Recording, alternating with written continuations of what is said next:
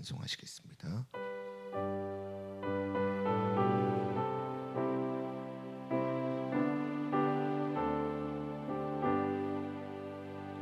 주 예수 넓은 사랑 그 크신 은혜를 나 힘써 전파하면 참 기쁜 일일세.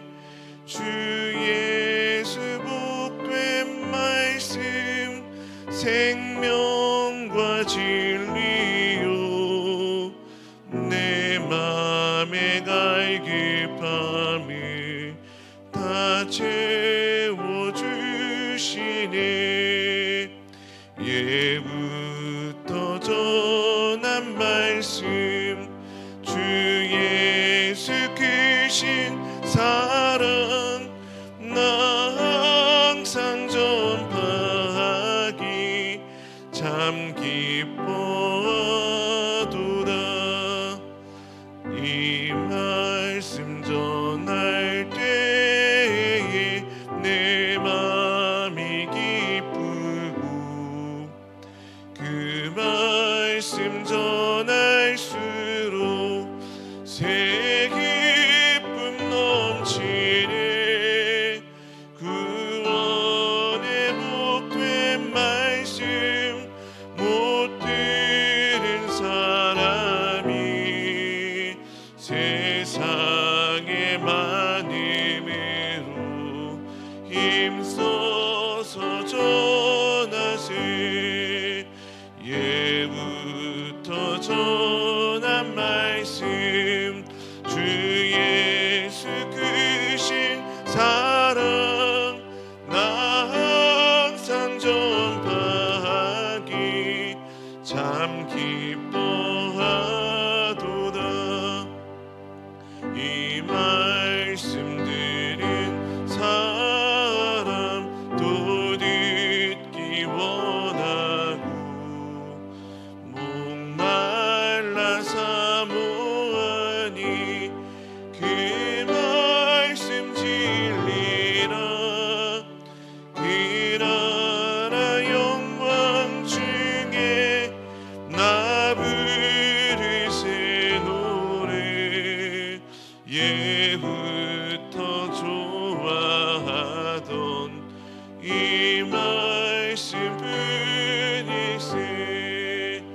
예부터 전한 말씀 주 예수 크신 사랑 나 항상 전파하기 참 기뻐하도다. 좋으신 하나님 감사합니다.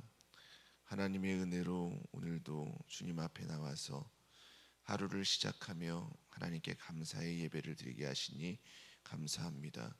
하나님께서 주신 생명, 오늘도 하나님의 나라와 의와 영광을 위해서 우리의 삶을 통해 하나님의 영광을 나타내고 또한 선교사적 삶을 살아내는 우리들 모두가 될 수 있도록 인도하여 주옵소서.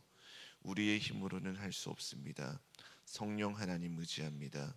성령님께서 우리 안에서 역사하셔서 우리가 그러한 빛나는 삶을 살아낼 수 있도록 함께 하시고 도와주옵소서. 하나님의 말씀 오늘도 나누기를 원합니다. 이 말씀을 듣는 중에 우리들의 마음에 큰 은혜가 임하게 하시고 하나님의 말씀을 우리의 가슴에 새겨서 그 말씀을 힘입어 능력 있게 살아가는 우리들 될 수 있도록 도와주옵소서. 예수 그리스도의 이름으로 기도드리옵나이다. 아멘. 오늘 우리에게 주시는 하나님의 말씀은 고린도전서 2장 1절에서 9절까지의 말씀입니다.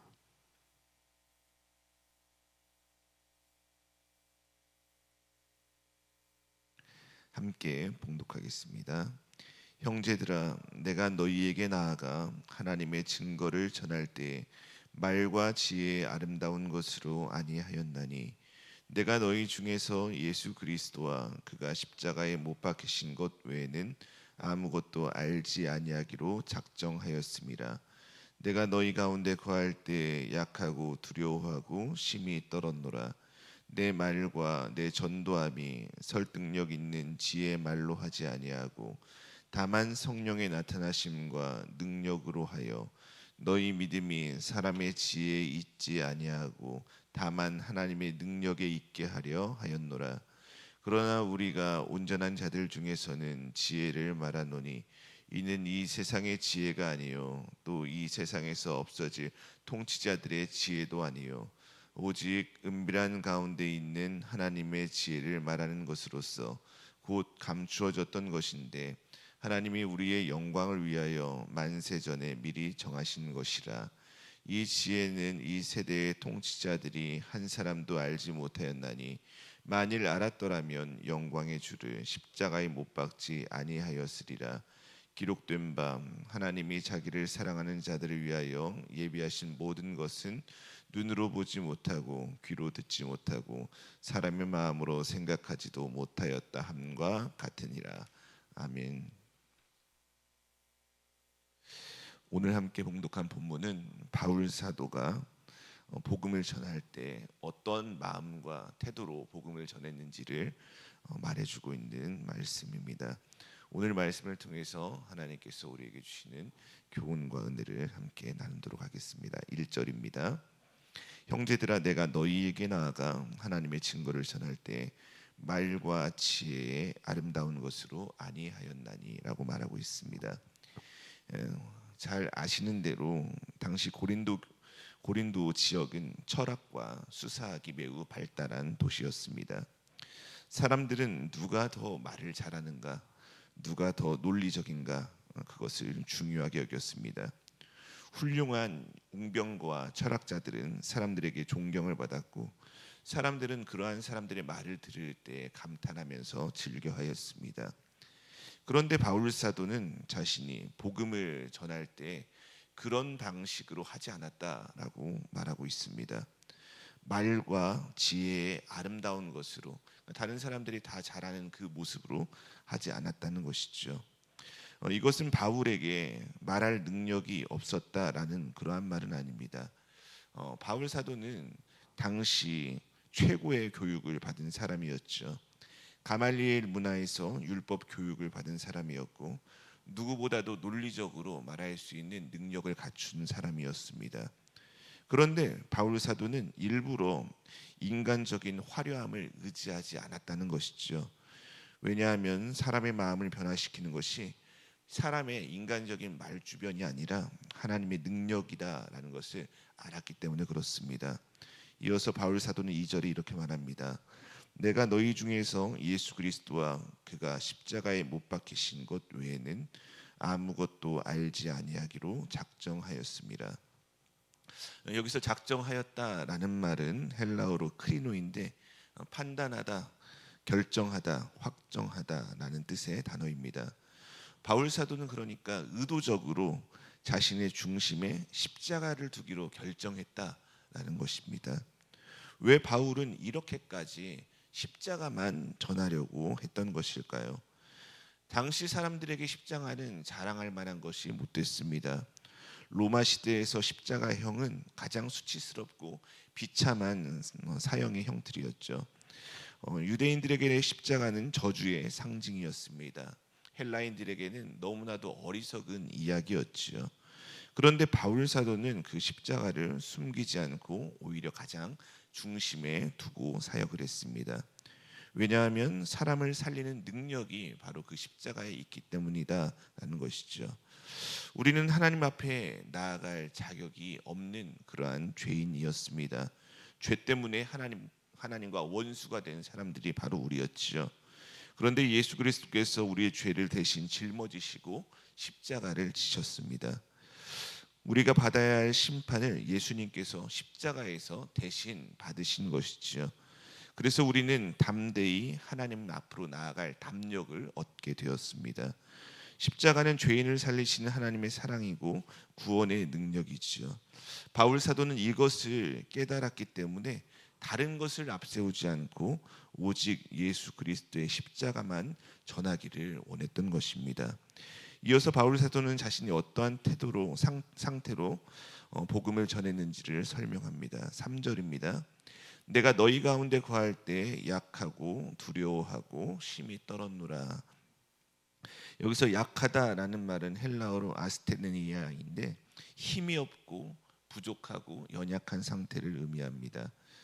바울 사도는 고린도에서 복음을 전할 때 왜 힘이 없었고 두려워하고 약한 상태에 있었던 것일까요? 당시 고린도는 매우 화려하고 강한 도시였습니다.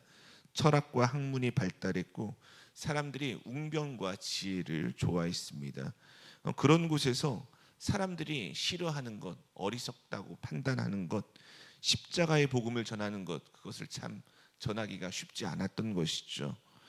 더욱이 바울 사도는 고린도에 오기 전에 앞서서 빌립보에서 매를 맞고 감옥에 갇힌 경험이 있었습니다. 데살로니가와 베레아에서는 핍박도 받았습니다. 아덴에서는 철학자들에게 조롱도 받았습니다. 그러한 일련의 과정을 거친 바울이었기에 고린도에 왔을 때 바울의 마음에는 불편함과 힘든 두려움이 있었던 것이죠. 그런데 바울 사도는 그러한 두려움과 연약함이 있었지만 중요한 것은 어땠습니까?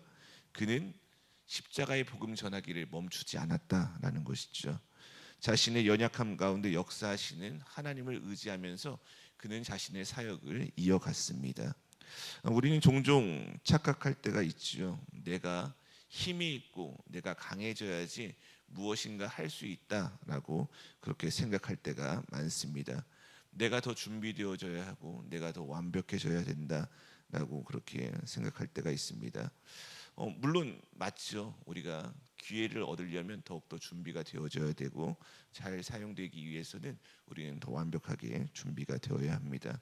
하지만 성경을 보면 하나님께서 완벽한 사람들만 사용하신 것이 아니라는 것을 우리는 알 수가 있죠. 하나님께서는 말 못한다고 하나님께 떼쓰던 그 모세를 사용하셔서 이스라엘을 애굽에서 구원해 내셨죠.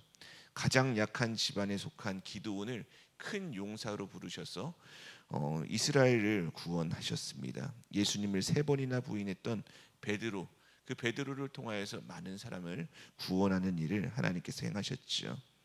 하나님께서는 세상에 강한 사람들, 지혜로운 사람들, 준비된 능력 있는 사람들도 많이 있는데 왜 그렇게 연약한 자들을 사용하신 것일까요?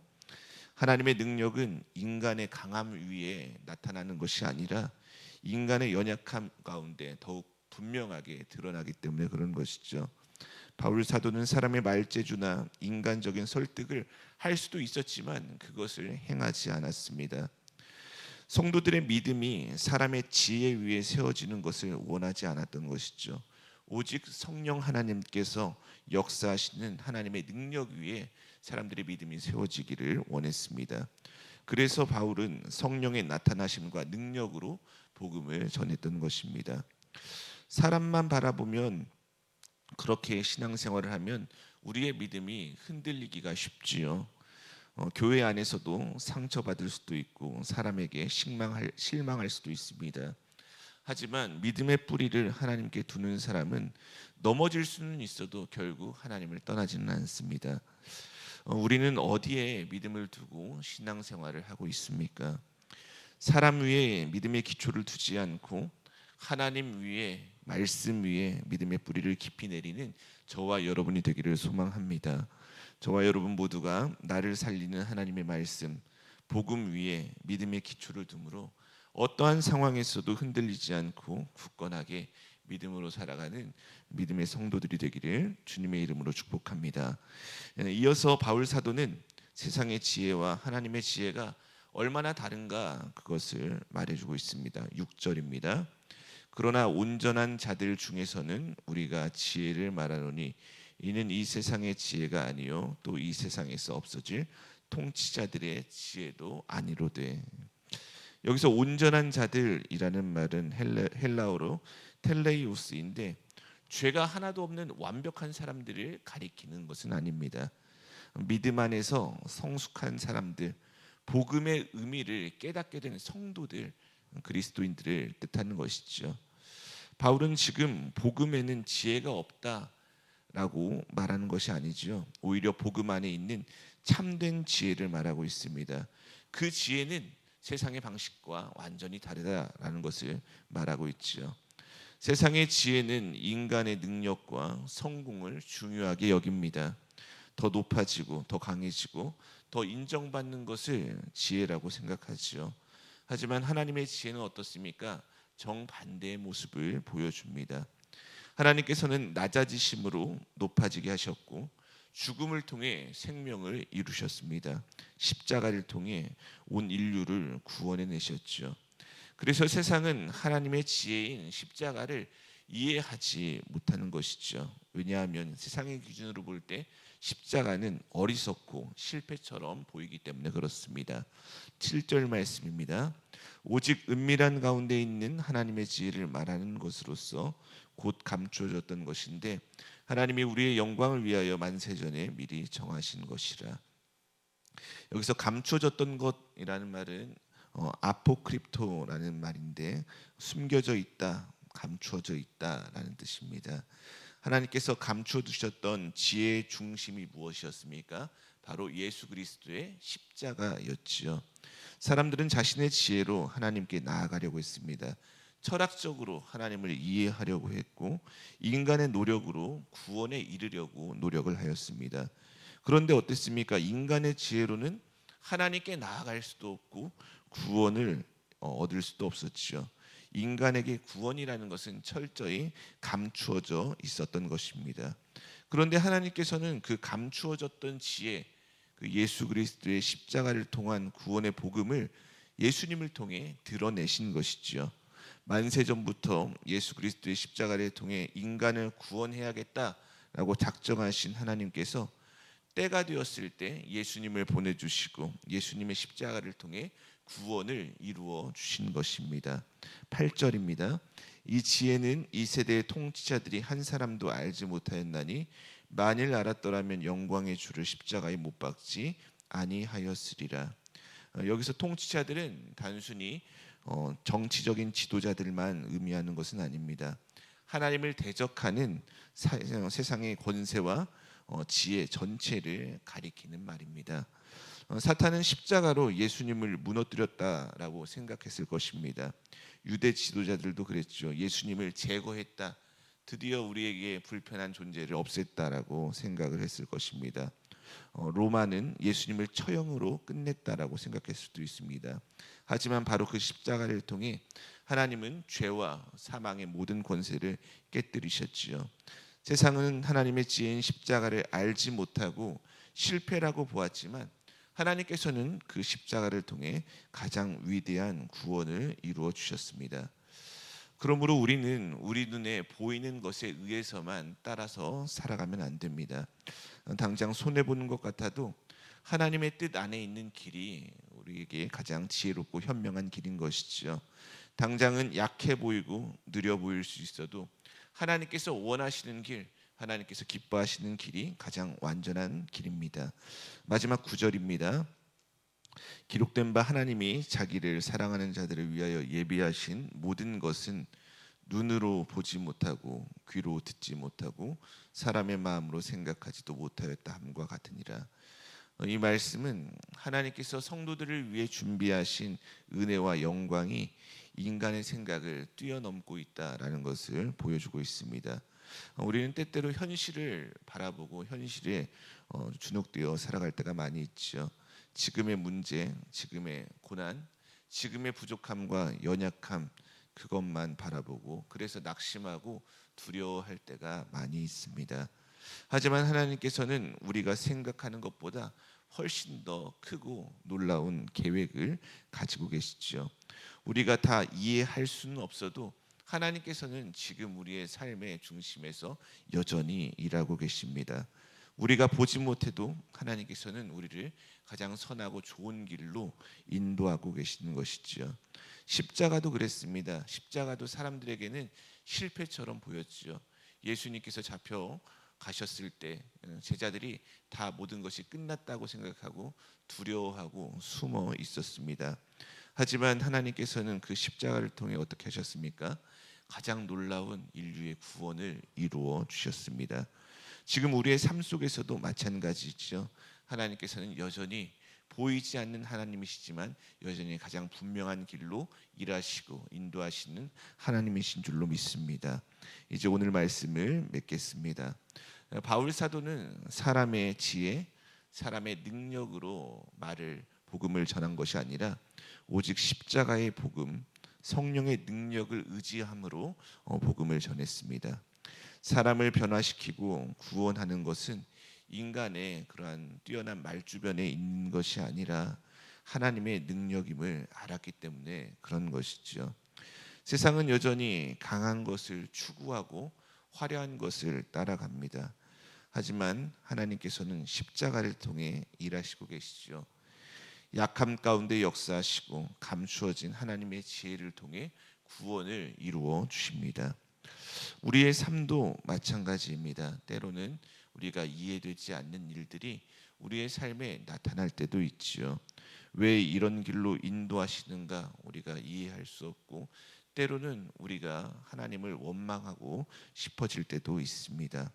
하지만 십자가를 통해 가장 완전한 구원을 이루신 하나님께서는 우리가 알지 못하는 그러한 상황 속에서도 여전히 가장 분명하고 가장 완전한 길로 우리를 인도하시고 우리의 삶을 구원으로 이끌어 주십니다.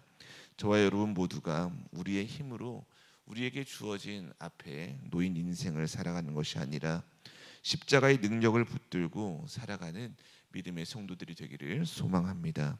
사람의 지혜가 아니라 하나님의 지혜를 의지하고 나의 강함이 아니라 성령의 능력을 의지함으로 끝까지 믿음의 삶을 살아가는 믿음의 성도들 모두가 되기를 주님의 이름으로 축복합니다. 오늘 함께 기도하실 때에는 어린이교회와 청소년교회를 위해서 함께 기도해 주시기를 부탁드립니다. 좋으신 하나님 감사합니다. 십자가가 세상 사람들이 볼 때에는 어리석고 미련한 것이지만 하나님께서는 하나님의 놀라운 지혜로서 그것을 통해서 하나님의 구원을 이루어 주셨습니다. 하나님 아버지, 우리의 삶에도 이해하지 못하고 우리가 원망스러운 일들, 어리석어 보이는 일들, 우리에게 불편한 일들이 많이 있습니다. 하지만 하나님 아버지, 하나님께서 우리와 함께 하시고 우리의 길을 가장 좋은 길로, 가장 완전한 길로 인도하시는 줄로 믿습니다. 믿음 안에 살아가는 성도들, 선하신 하나님을 날마다 바라보게 하시고 하나님 아버지께서 행하시는 그 구원의 일에 하나님 아버지 믿음으로 동참하며 날마다 주님께 감사와 찬양으로 영광 돌리는 우리들 될 수 있도록 인도하여 주옵소서. 하나님 아버지, 귀한 다음 세대들이 있습니다. 하나님 아버지, 그들을 통하여서 일하여 주시고 그들이 삶에 주어진 자리에서 하나님을 만나며 하나님과 동행하며 하나님의 역사하심을 날마다 감사하고 찬양하는 믿음의 성도들로서, 그리스도인들로서 온전히 자라나도록 인도하여 주시옵소서. 하나님 아버지, 오늘 저녁에도 하나님 아버지 웨슬리 연합성회 가운데 하나님께서 은혜를 베풀어 주시고 그 시간을 통하여서 우리의 마음이 따뜻해지고 우리의 마음이 복음으로 새로워지는 능력을 얻게 하여 주옵소서. 예수 그리스도의 이름으로 기도드리옵나이다. 아멘.